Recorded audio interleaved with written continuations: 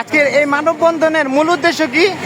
মূল উদ্দেশ্য হলো ভারতে সংখ্যালঘু মুসলমানদের উপরে চলমান নির্যাতন, অগ্নিসংযোগ, হত্যাযজ্ঞ বন্ধের দাবিতে আজ আমরা এই মানববন্ধন করছি।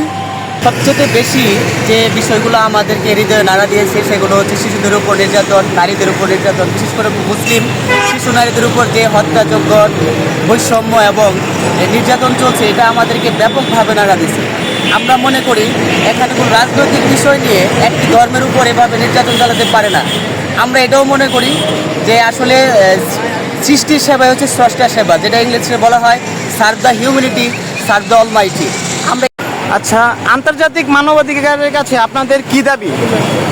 আমাদের দাবি ভারত যেন কোনো ধর্মীয় লোকদের উপরে কোনো অত্যাচার, নির্যাতন, নিপীড়ন না করে এবং সব মানুষ হিসাবে সব ধর্মের মানুষই সমান, যার যার ধর্ম শেষে পালন করবে। তারা মুসলিমদের উপরে অত্যাচার, নির্যাতন করতে থাকে। এই জন্য আন্তর্জাতিক মানবাধিকার সংস্থাগুলো যেন তাদের প্রতি খেয়াল রাখে এবং তাদের এ ব্যাপারে যেন সঠিক সিদ্ধান্ত নেওয়ার চেষ্টা করে। ওরা নির্বাচিত হওয়ার পরে আমাদের যে পশ্চিমবঙ্গের সংস্কার না করে ওরা মুসলিম সংস্কার করার জন্য উদ্যোগ প্রকাশ করেছে।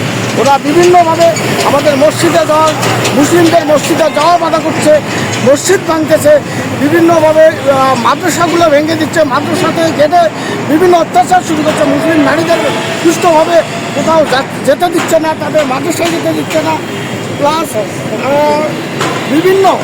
বিভিন্ন যে মুসলিম কোনো ধর্ম, ইসলাম ধর্মের বিভিন্ন কর্মকাণ্ডে তারা বিতাড়িত করছে এবং তাদের বাড়িঘরে হামলা, তাদের বাড়িঘরের সামনে বিভিন্ন প্রতিশ্রুতি দিয়ে, বিভিন্ন ময়লা আবর্জনা দিয়ে তাদেরকে উত্তেজিত করে, তাদের ঘর থেকে বাধা প্রদান করছে। এগুলো আমরা চাচ্ছি। আমরা আজকে আসক ফাউন্ডেশনের পক্ষ থেকে আমরা মানববন্ধন করেছি।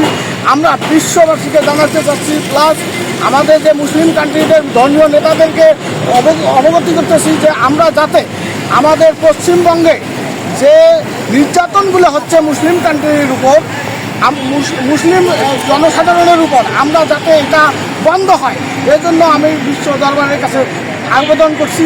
এবং অতি দ্রুত তারা যেন দেশের জন্য কাজ করে, তারা যেন হিন্দু মুসলমান সবগুলোকে নিয়ে উন্নয়ন করে। এটা প্রতিহিংসা রাজনীতি নয়, এটা কোনো ধর্ম প্রতিহিংসা নয়। ইসলাম হলো শান্তির ধর্ম। এই ধর্মে প্রতিহিত কোনো হিংসা, কোনো হিন্দু মুসলমান বৌদ্ধ এখানে কোনো আমরা ভেদাভেদ, আমরা এখন বসবাস আমাদের বাংলাদেশে, আমরা হিন্দু বৌদ্ধ খ্রিস্টান একত্রিতভাবে আমরা কখনো হিন্দুকে কখনো আমাদের প্রতিহিংসার প্রতীক হিসাবে ভাবি না। আমরা